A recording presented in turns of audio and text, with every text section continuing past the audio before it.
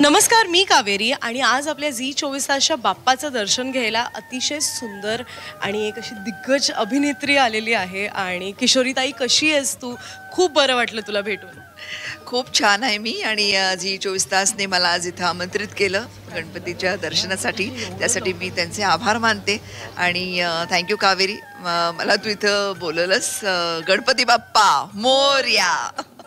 यंदाचा गणेश उत्सव कसा होता? खूप एनर्जेटिक होता, कारण मागच्या वर्षीच आम्ही स्थापित करायला सुरुवात केली 1.5 दिवसांचे बाप्पा. आणि माझे जे काही सहकलाकार आहेत आणि जे कुटुंब आहे त्यांना इतका आनंद वाटला की चला आपल्या घरातला आता गणपती आहे. आणि सगळ्यांनी खूप मजा केली मागच्या वर्षीपासून. आता पण यावर्षीसुद्धा खूप मजा आली. खूप एनर्जी असते आमच्या घरामध्ये आणि मजाच. अरे वा, मग आता नेक्स्ट हे कंटिन्यूच करणार आहात तुम्ही 1.5 दिवसांचे गणपती?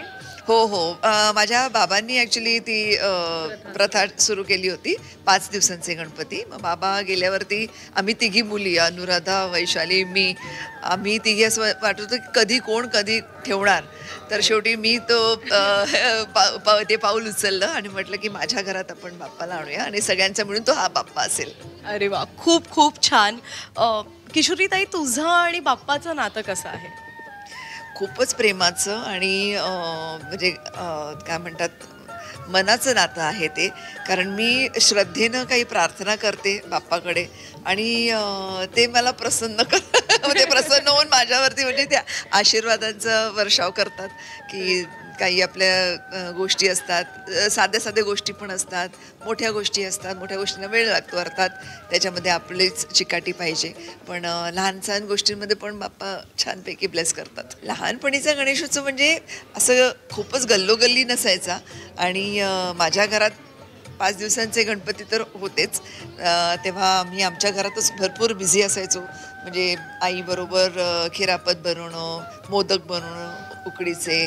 आणि आई लहानपणापासून म्हणजे सुरुवात होती. हो हो हो, ते संस्कार आईबाबांनी केले आमच्यावरती. त्यामुळे आरती बोलणं ते म्हणजे पाठांतर असणं आणि कोणी विसरलं नाही पाहिजे ह्याची एक चुरस असायची आमच्या भगिनींमध्ये. तर आधी सगळे रिवाईज करून ठेवायचो की आरत्या पाठ झाल्याच पाहिजेत आणि बघून नाही वाचायच्या, वाचून नाही बोलायच्या आहेत. आणि परीक्षा असायची त्या दरम्यान, कुठली तरी टेस्ट असायची, युनिट टेस्ट वगैरे. तर मी बाप्पाला साकडं घालायचे की बाप्पा या परीक्षेमध्ये माझे एवढे मार्क मिळू देत, मी तुला एवढ्या नारळांचा हार चढवेन वगैरे. लहानपणापासून. अरे वा. तर खूप एक काय म्हणतात ते प्रांजळ किंवा असं एक इनोसंट नातं असतं ते. आणि बाप्पा पण तितकंच इनोसंट असतो ना, तो पटकन प्रसन्न होतो. असे जे सण वगैरे असतात ना, त्याच्यामध्ये आपल्याला सजायला फार आवडतं. कारण एरवी काय होतं की आपण कामामध्ये इतके बिझी असतो की काय घालावं काय नाही याच्या शुद्ध एवढी नसते. जे आहे ते वर्कहॉलिक कपडे पटापट घालायचे असतात. जसं माझे जीन्स आणि शर्ट असतो फक्त जेव्हा मी शूटिंग्सला जाते. पण आता म्हटलं बाप्पाच्या दर्शनाला यायचं म्हणजे एक पारंपरिक थोडंसं आपला पेहराव असला पाहिजे आणि छान दिसलं पाहिजे. झी 24 तासच्या ऑफिसला आली बाबा, छान दिसलंच पाहिजे. ऑफकोर्स ऑफकोर्स, खूप छान वाटलं. आणि once again thank you so thank you so much. आणि मी कावेरी, कॅमेरामॅन मंगेश सोबत झी 24 तास मुंबई.